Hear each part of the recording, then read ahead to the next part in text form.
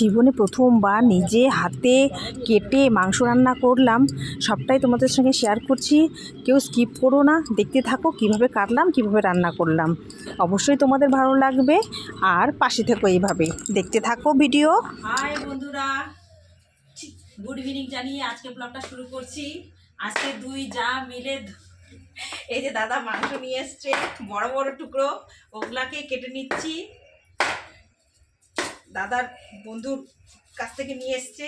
এই যে দুইজন মিলে, দুই যা মিলে আমরা এই যে মাংস কাটতে বসছি।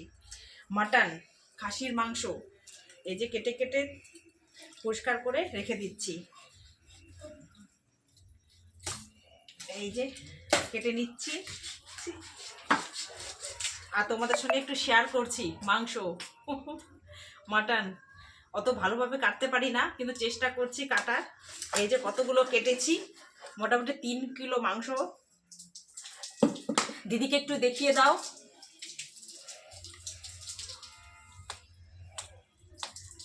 একটু শেয়ার করলাম তোমাদের সঙ্গে, অনেকটাই মাংস রয়েছে।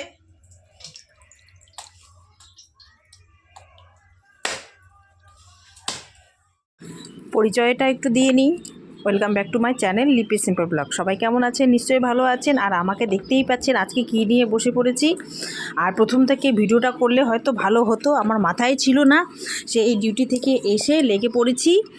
আর দাদা বলছিল যে আমি কেটে দেই, কিন্তু যা হারে দেখছিলাম বড় বড় আর অনেক লোমও ছিল, তাই না ভাবছি খাওয়ার জিনিস, তাই পরিষ্কার পরিচ্ছন্ন করে, আমি একটু খুঁতখুঁতে তো, তাই একটু পরিষ্কার পরিচ্ছন্ন করে ধুয়ে নিচ্ছিলাম ভালো করে। আর দিদি কিন্তু লাস্টের দিকে এসেছিলো, আর প্রথম থেকেই কিন্তু আমি মোটামুটি 1 ঘন্টা লেগেছে জানো তো বন্ধুরা এটা ধুতে। আর ভিডিও আর কি করব, এটার মধ্যেই মনে হয় ঢুকে গেছি।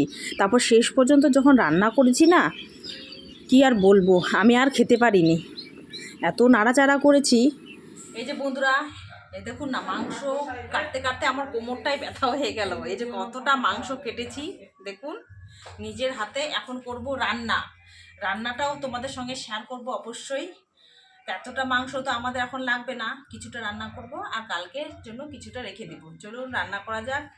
সমস্তটাই তোমাদের সঙ্গে শেয়ার করার চেষ্টা করব, যতটা পারবো করব অবশ্যই।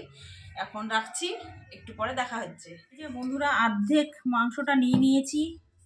এই যে পেঁয়াজ কুচিটা দিয়ে দিচ্ছি, মাংসটা ম্যারিনেট করে রেখে দিব।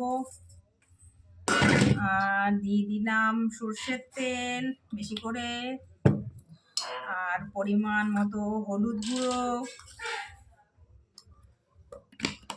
স্বাদ মতো লবণ, আর এখানে আদা, রসুন, কাঁচা লঙ্কা। আসলে কাঁচা লঙ্কা পেকে গেছে তো ওইটাই যেন লাল লাগছে আর কি। ওটা দিয়ে আদা দিয়ে এটা ম্যারিনেট করে রেখে দেবো। আদা রয়েছে, আদা রসুন,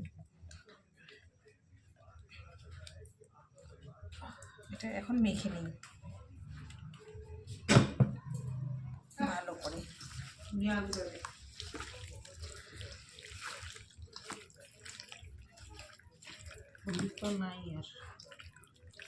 আর দিয়ে দিচ্ছি একটু ধনে গুঁড়ো,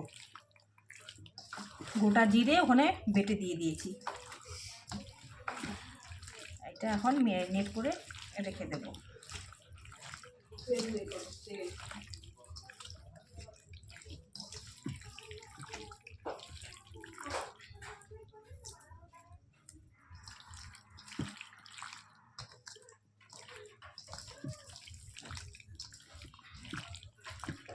এটা ম্যারিনেট করা থাক, ততক্ষণে আমি ভাতটা বসিয়ে দিই।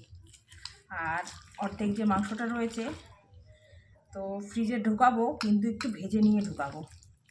কাঁচা মাংসটা রাখছি না, একটু ভেজে নিয়ে রেখে দিচ্ছি। কাঁচা রাখলেও হতো, কিন্তু আমি কাঁচা রাখছি না, একটু ভেজে নিয়ে রেখে দিচ্ছি। থাক।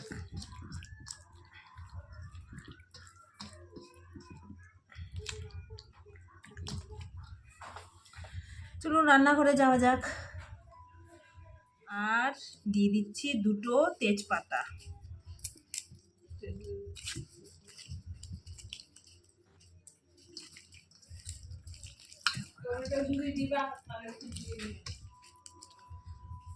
চলুন দেখা যাক। কড়াই বসিয়ে দিয়েছি, কড়াই মোটামুটি গরম হয়ে গেছে, এর মধ্যে চলে গেল সর্ষের তেল। দিদিভাই আমি জানি তোমরা খুবই সুন্দর রান্না করো, আর আমি সিম্পলভাবে করে নিচ্ছি, কীভাবে করে নিচ্ছি তোমাদের সঙ্গে একটু শেয়ার করছি আর কি। প্লিজ প্লিজ একটু দেখে নিও, তোমাদের সঙ্গে শেয়ার করছি। আর একটু আলু দেবো, বাঙালি আলু ছাড়া তো চলে না।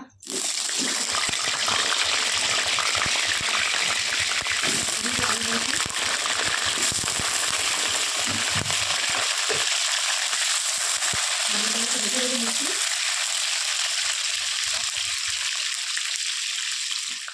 লাল লাল করে আলু ভাজা হয়ে গেছে, আলুগুলো তুলে নিচ্ছি ওই তেলে।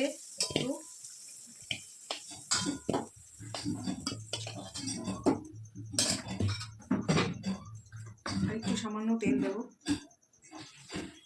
মাছের তেল দিয়েছি।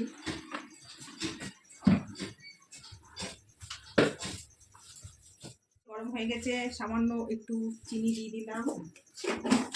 এর মধ্যে চলে যাবে শুকনো লঙ্কা, তেজপাতা, গোটা এলাচ, দারুচিনি, লবঙ্গ ফোড়নে একটু নেড়ে চেড়ে দিচ্ছি।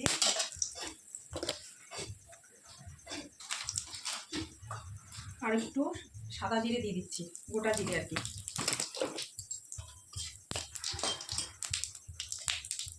আর টমেটো কেটে রেখেছি ওটা। আর এই যে ম্যারিনেট করা মাংস যেটা মেখে রেখেছিলাম সেটা এর মধ্যে এখন দিয়ে দিচ্ছি ওটা।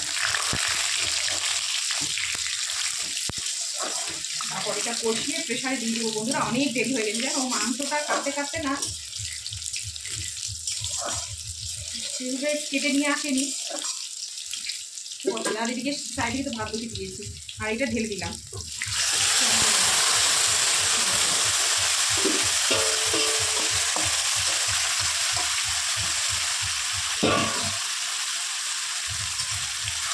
এটাকে নাড়িয়ে চালিয়ে দিচ্ছি।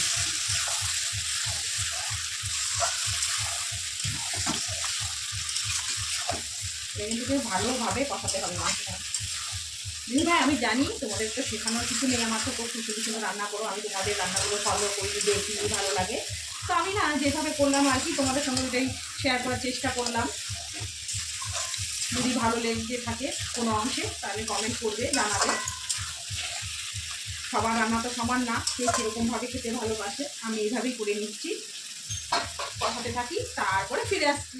এদিকে কষিয়ে দিয়েছি ভাত, আর এই যে মাংসটা এইভাবে ঢেকে দিয়েছি, কষতে থাকি, তারপরে ফিরে আসছি।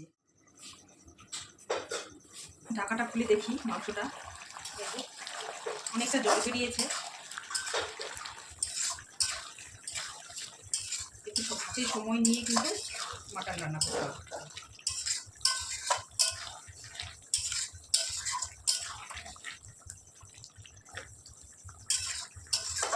আবারও ঢেকে দিই, হতে থাক, তারপরে ফিরে আসছি।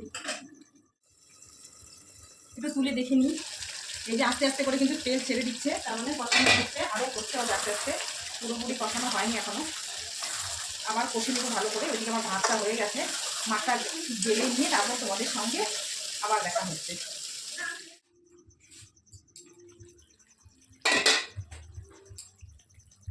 দেখতেই পাচ্ছ বন্ধুরা কতটা তেল ছেড়েছে মাংস দিয়ে, মোটামুটি কিন্তু হয়ে এসছে কষানো।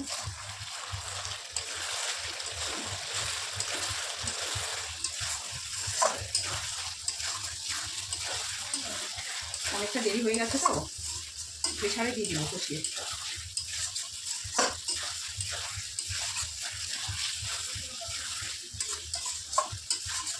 তোমাদের সঙ্গে শেয়ার করলাম, দেখতে তো ভালোই লাগছে, খেতে কেমন হবে টেস্ট করে বোঝা যাবে। এখন তো রান্না করছি, পরে বলবো।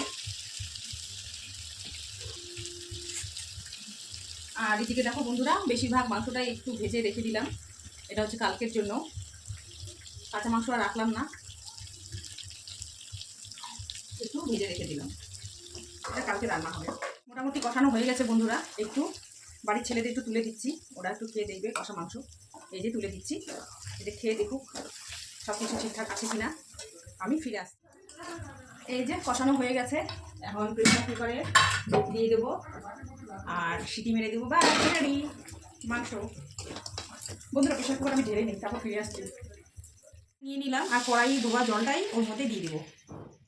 আর দাদাকে টেস্ট করতে দিয়েছি, দাদা বলছে প্রেসারে না দিলেও হতো, সিদ্ধ হয়ে গেছে, যেহেতু লোকাল খাসি বাড়ির একদম, দাদার বন্ধু বাড়ি থেকে নিয়ে এসছে, তাই দেখি তাও দুটো সিটি মেরে দেবো, তাহলে মা খেতে পারবে না আবার। এরপরে সময় নেই, অনেকটা রাত হয়ে গেছে, তাই একটু প্রেসারে সিটি দিয়েছি। জলটা দিয়ে নিই বন্ধুরা, মাংসের মধ্যে জলটা দিয়ে দিলাম আর আলুগুলো রয়েছে সেগুলো দিয়ে দিচ্ছি, আর একটু গরম মশলা দিয়ে এটাকে আটকে দেবো। দুটো সিটি দিয়ে নামিয়ে নেবো, তাহলে হয়ে গেল আমার চিকেন রেডি। দেখি সিটি দিয়ে তারপর ফিরে আসছি তোমাদের সামনে কীরকম হয়েছে। কষা মাংস খেয়েছে তখন তো ভালোই বলছে। ঠিক আছে, এখন প্রেশারটা আটকে দিই। তোমাদের সঙ্গে সবটাই শেয়ার করলাম, কাটা থেকে ধোয়া থেকে শুরু করে। এটা হতে থাক, ততক্ষণে আমি দিকে ঘুরে আসি, একটু গ্যাসটাকেও মুছে নেই, সাথে সাথে পরে আরও ভালোভাবে মুছতে হবে। এখন রাখছি, একটু পরে ফিরে আসছি। দুটো সিটি দিয়ে নামিয়ে নিয়েছি, এখন খুলে দেখবো কীরকম হয়েছে, আমিও জানি না, তোমাদের সঙ্গে শেয়ার করি। খুলে দেখা যাক, অনেকটা দেরি হয়ে গেছে। এই যে মাটন, এই যে কালারটা তো ভালোই এসছে, জানি না খেতে কেমন হয়েছে, খেয়ে বলবে। এই যে একটু ঝোলা ঝোলা হয়েছে, কারণ এটা দিয়ে শুধু ভাত খাবে তো, তাই একটু ঝোল ঝোল রেখে রাখা হয়েছে আর কি।